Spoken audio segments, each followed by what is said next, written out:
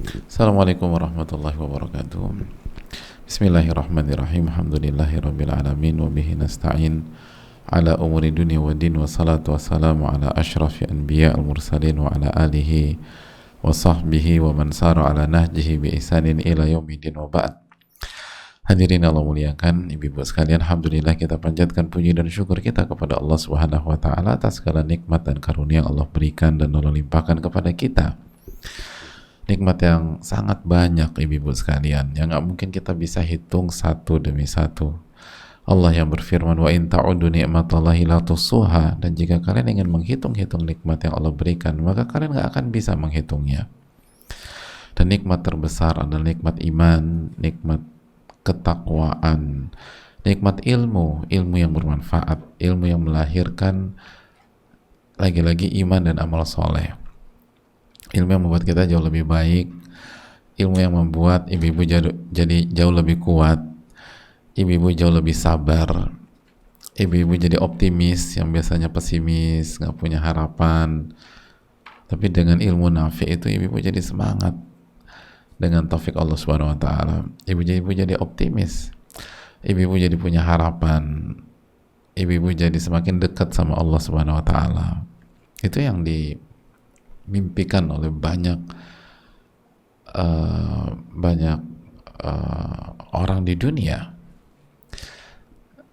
Oleh karena itu, bersyukurlah kepada Allah Tabaraka wa taala pada saat kita diberikan kesempatan untuk mempelajari ilmu dan menambah ilmu yang nafi' tersebut. Dan selalu minta sama Allah, ibu-ibu, mintalah sama Allah. Allahumma inni as'aluka ilman nafi'an wa a'udzubika min ilmin la yanfa'. Ya Allah, berikanlah aku ilmu yang bermanfaat.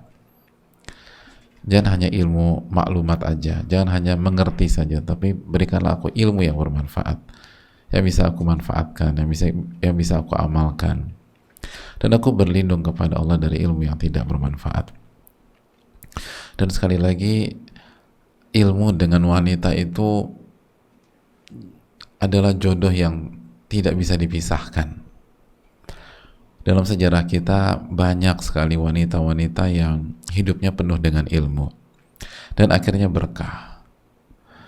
Contohnya seorang nama besar, Asiyah binti Ahmad. Beliau adalah seorang wanita yang meriwayatkan hadis Nabi Sallallahu Alaihi Wasallam, yang punya ilmu qiraah yang baik,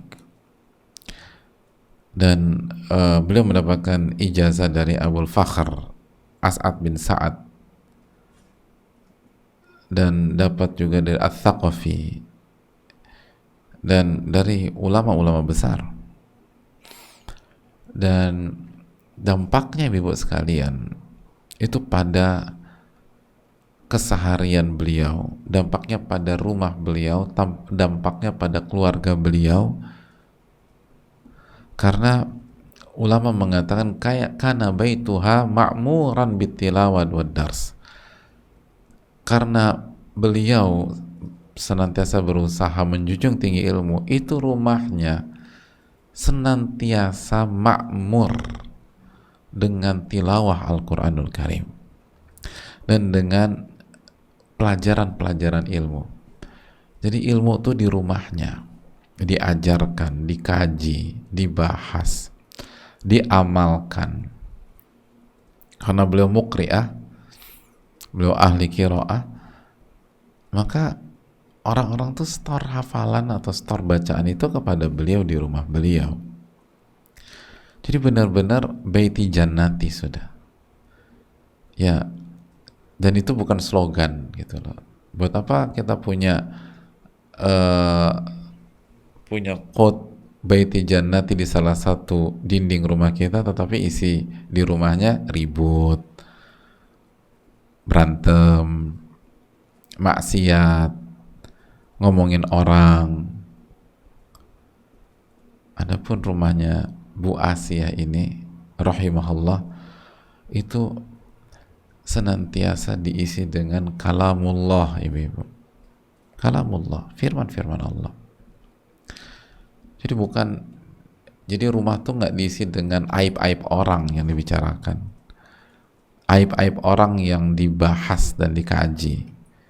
sebagai pendamping makan malam, makan siang, sarapan, di meja makan ngomongin A, ngomongin B, ngomongin C, atau rumah jadi tempat ngumpul geng kita atau teman-teman kita, dan kalau udah ngumpul udah tuh nyebutin aibnya si A, aibnya si B, aibnya si C. Jadi rumah kita tuh isinya maksiat gitu loh.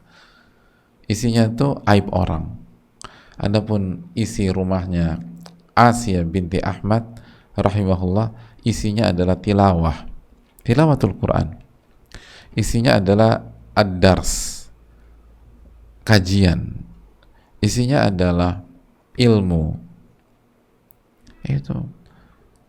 Itu wanita yang berkah hidupnya, hadirin sekalian. Dan kalau rumah itu isinya tilawah, ya aduh, kita tahu bersama bahwa syaitan itu akan menyingkir dari rumah yang dibacakan surat Al-Baqarah. Surat Al-Baqarah itu syaitan nggak kemasuk ke sana.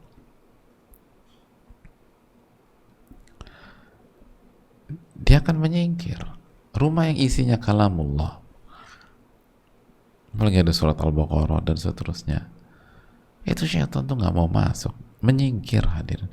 Nah, kalau syaitan menyingkir, berarti yang ada di rumah itu tuh apa?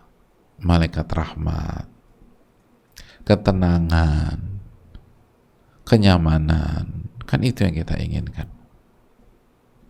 Dan coba evaluasi diri kita, apakah rumah kita penuh dengan tilawah, ibu?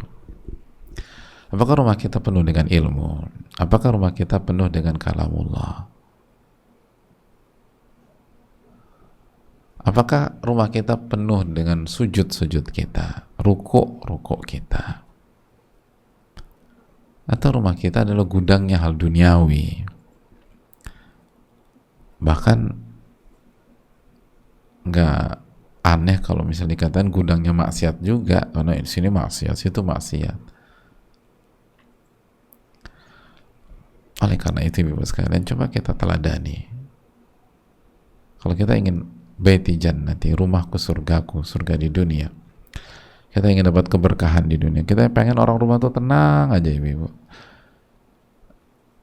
Malas gitu loh, kalau rumah tuh enggak, di rumah aja deh. Nah, kita ngumpul-ngumpul, di rumah aja, di rumah. Iya, di rumah lo aja enak. Beda sama rumah gue, rumah lo tuh kayaknya tuh teduh, nyaman. Ya karena di tiap hari itu baca Al-Baqarah, ya syaitannya pergi, bu. Sedangkan rumah yang lain itu enggak. Makanya kita harus tumbuhkan karakter ilmu, ibu sekalian, untuk kebaikan kita sendiri. Oleh karena itu, ibu ya Allah muliakan, semoga Allah memberikan taufik kepada kita untuk bisa menjadi penuntut ilmu sejati, orang yang karakternya ilmu, dan itu berdampak ke rumah kita. Makanya rumah tuh baik buruknya tergantung penghuni, bu, tergantung penanggung jawab. Dan penanggung jawab rumah itu siapa kalau bukan wanita? Wal mar'atu ra'iyatun wa mas'ulatun an baiti zawjiha wa auladih. Wanita adalah penanggung jawab dan dia akan ditanya oleh Allah tentang rumahnya dan anak-anaknya. Dia akan ditanya. Jadi penanggung jawab rumah siapa? Ya perempuan, ya ibu-ibu. Aduh, rumahku tuh gersang. Evaluasi diri kita. Rumah dia kok sejuk? Evaluasi apa yang dia lakukan di rumah. Sujudkah dia di rumah? Apa yang dia baca di rumahnya? Jadi hadirin Allah muliakan, semoga kita diberikan ilmu nafi' dan dijauhkan dari ilmu yang tidak bermanfaat. Amin ya rabbal alamin. Dan terakhir, salawat dan salam semoga senantiasa tercurahkan kepada junjungan kita, Rasul kita Muhammadin sallallahu alaihi wasallam, beserta para keluarga, para sahabat, dan orang-orang yang istiqomah berjalan di bawah naungan sunnah beliau sampai hari kiamat kelak. Ibu-ibu sekalian, kita kembali bersama Al-Wabilus Shayyib karya Al-Imam Ibnul Qayyim rahimahullahu ta'ala. Dan eh, pada kesempatan kali ini kita mengingatkan bahwa hati-hati dengan mental suka ngungkit-ngungkit kebaikan. Hati-hati dengan mental suka ngungkit-ngungkit kebaikan, suka nyakitin orang dengan lisan kita, karena itu bisa membatalkan sedekah kita dan kebaikan kita, sebagaimana surat Al-Baqarah ayat 264, ya ayyuhalladzina amanu la tubtilu shadaqatikum bil manni wal adha. Wahai orang-orang beriman, janganlah kalian merusak sedekah kalian dengan menyebut-nyebutkannya dan menyakiti perasaan yang kita kasih tersebut.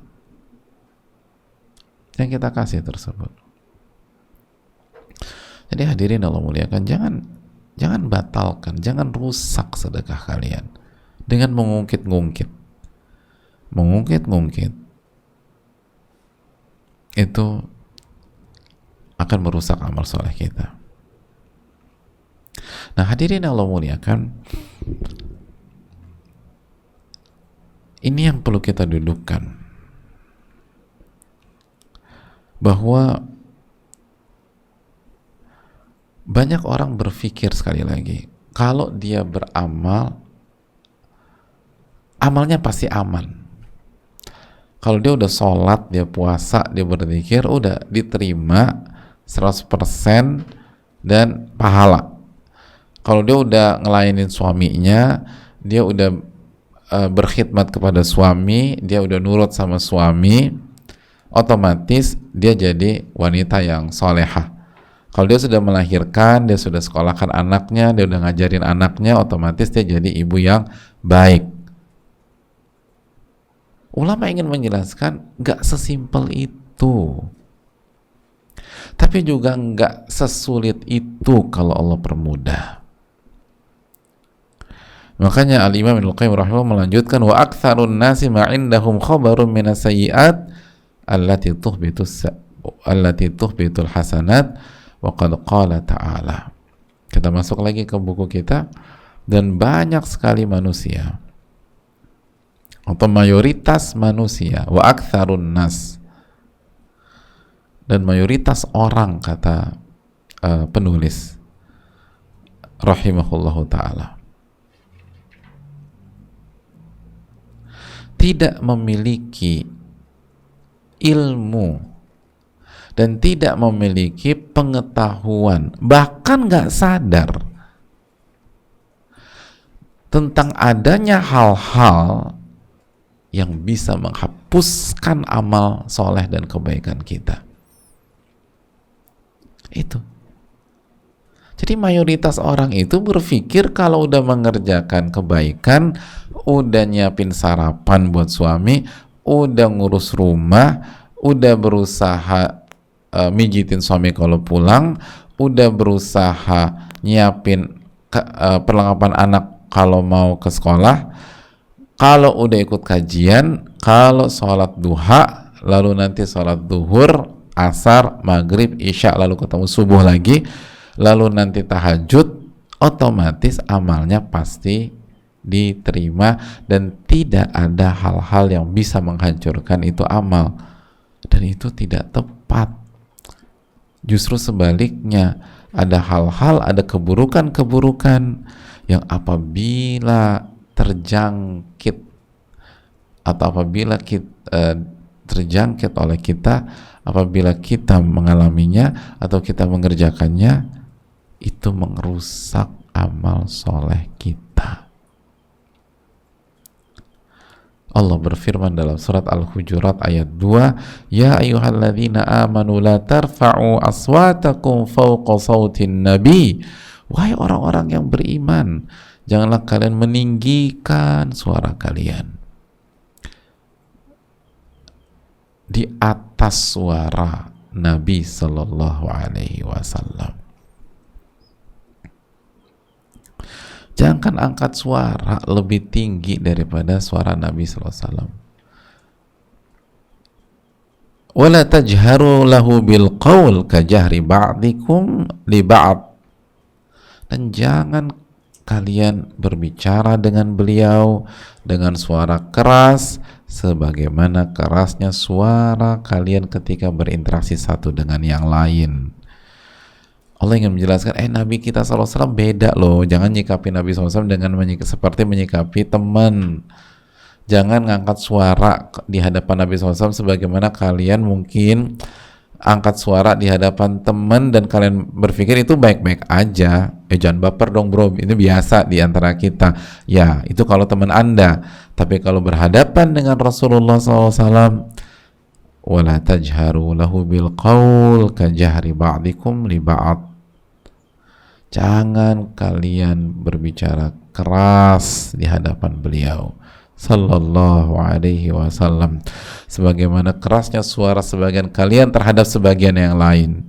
Sebagaimana yang kalian lakukan kalau ketemu sama teman, kalau ketemu sama sahabat, mungkin sama orang-orang di luar sana, jangan samakan. Lalu Allah menjelaskan di akhir ayat ini, kalau kalian seperti itu, kalau kalian angkat suara kalian di atas suara Rasulullah SAW, kalau kalian suara keras di hadapan Rasulullah SAW, antahbata a'malukum wa antum la tash'urun. Hadirin, niscaya pahala segala amalan kalian bisa terhapus dan kalian tidak sadar ketika itu terjadi. Gitu.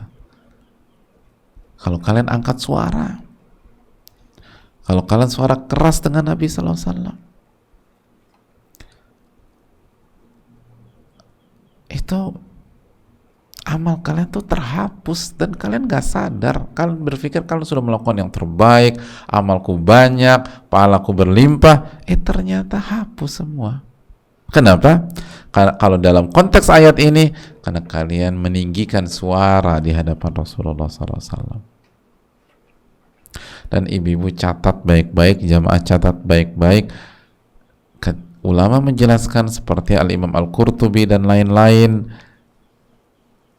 konteks ayat ini, makna ayat ini, setelah Nabi kita SAW wafat, maka maknanya janganlah kalian tinggikan suara kalian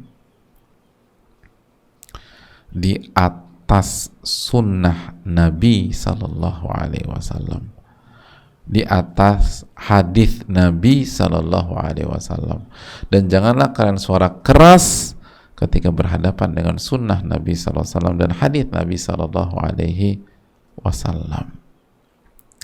Karena setelah Nabi kita wafat alaihi salatu wassalam, maka interaksi langsung dengan beliau selesai.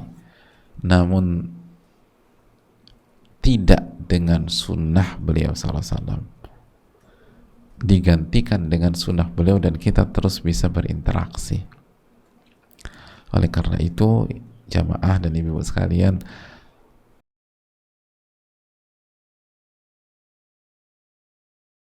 Assalamualaikum warahmatullahi wabarakatuh. Bismillah, alhamdulillah, wassalatu wassalamu ala rasulillah. Kita bisa lanjutkan. Qadarullah masyafa'al, ada kendala dan kita sudah jelaskan konsepnya ya, jamaah dan ibu-ibu sekalian. Kalau begitu ada kendala, berarti kita berpindah dari kotak amal yang satu ke amal yang lain. Kendala itu bukan menghambat, tapi memindahkan kotak ibadah. Kalau lancar, kita beribadah dengan cara mendengar, memperhatikan, mencatat, memahami, mencerna materi yang disampaikan, lalu belum lagi adab duduk, adab majelis. Dan ketika kita punya kendala seperti tadi, maka kotaknya berpindah sejenak, kotak sabar, dan bisa dikembangkan kotak berzikir. sambil nunggu berzikir, kotak istighfar sambil nunggu beristighfar sama Allah Subhanahu wa taala. Jadi kita nggak pernah kehilangan kesempatan dan waktu untuk ibadah dan pahala sebenarnya. Asal kita tahu ilmunya gitu jamaah. Tadi udah sampai bahwa setelah Nabi SAW wafat, maka maksud atau makna dalam surat Al-Hujurat ayat 2 untuk kita-kita, untuk konteks kita adalah jangan mengangkat suara kalian, jangan suara tinggi, jangan suara keras di hadapan sunnah Rasul Sallallahu Alaihi Wasallam, di hadapan hadis Nabi Sallallahu Alaihi Wasallam, di hadapan sabda Rasul Sallallahu Alaihi Wasallam. Karena nabinya sallallahu alaihi wasallam sudah meninggal, tapi sunnahnya sallallahu alaihi wasallam, hadisnya sallallahu alaihi wasallam itu tetap langgeng sampai hari ini. Maka jangan pernah mengangkat suara jika hadis Nabi sedang dibacakan, dikaji. Makanya para ulama itu, hadirin sekalian, tegas sekali sama orang yang ngobrol atau yang mengangkat suara di kajian di saat hadis Nabi SAW sedang dibahas, atau di saat Al-Quranul Karim dan hadis Nabi SAW sedang dikaji. Kenapa demikian? Bukan karena ulama dan guru-guru kita baperan, enggak, tapi mereka mendidik kita, mendidik murid-muridnya agar kita bisa beradab di hadapan Al-Quranul Karim, di hadapan sunnah Nabi SAW, dan jangan sampai amal kita tuh rusak, hancur, dan hilang gara-gara kita ngangkat suara di hadapan sunnah Rasul SAW yang sedang dikaji. Itu poinnya.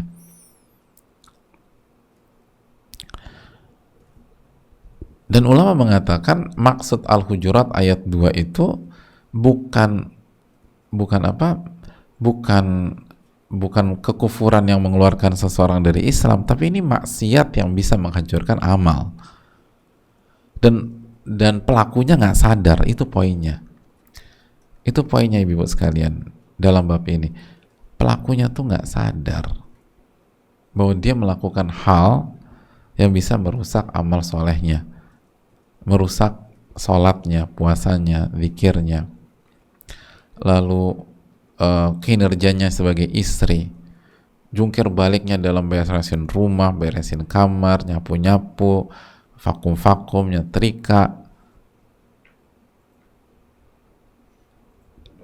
tugasnya sebagai ibu pada saat dia kasih nasihat, pada saat dia ngedampingin anaknya, itu kan semua amalan ya. Nah, jangan sampai kita berpikir itu akan jalan begitu saja dan tidak ada hal-hal yang bisa merusak amalan kita.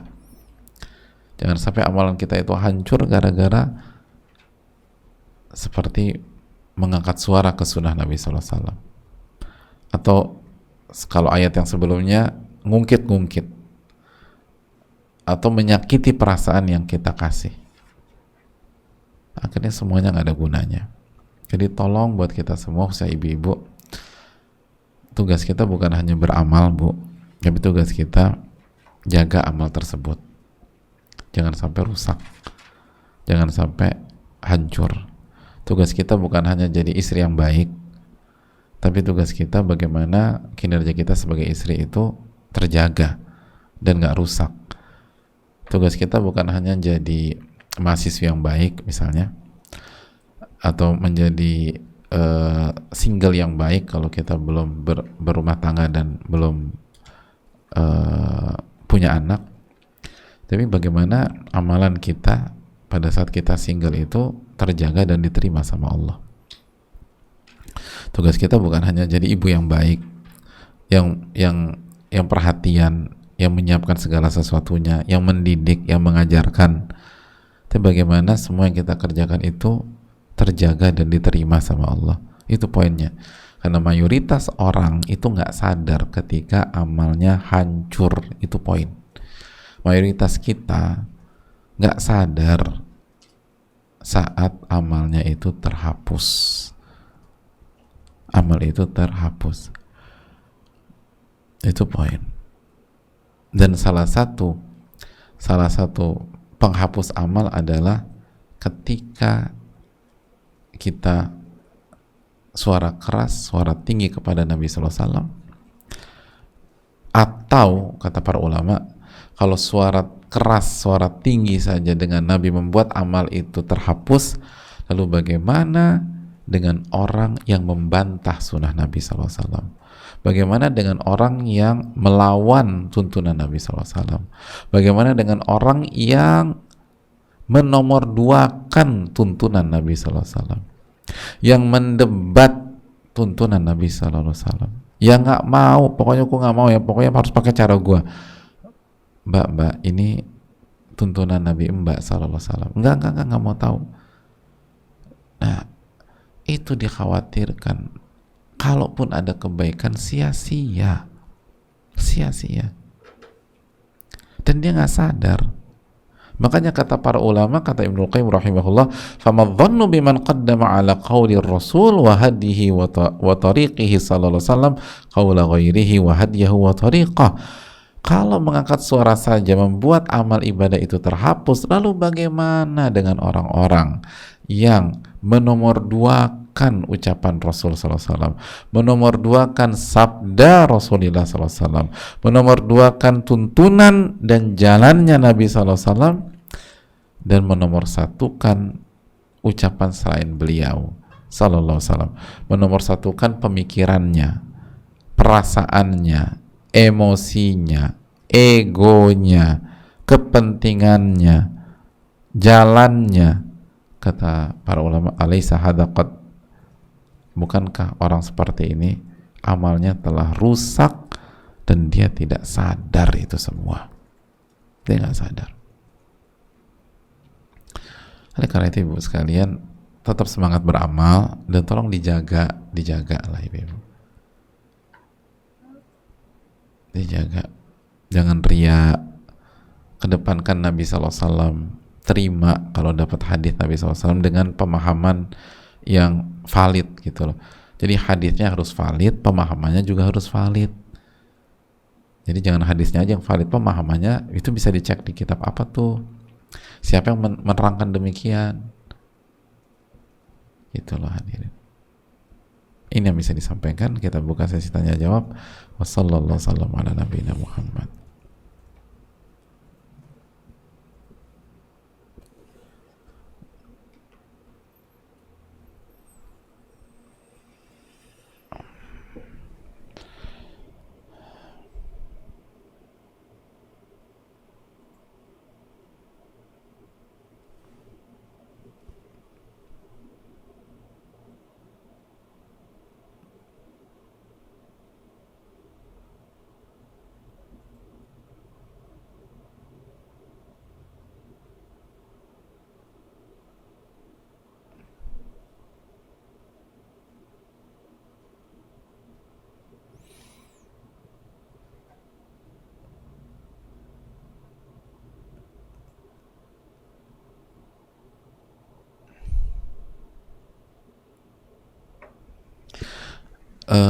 Ya, pertanyaan pertama. Assalamualaikum warahmatullahi wabarakatuh. Waalaikumsalam warahmatullahi wabarakatuh.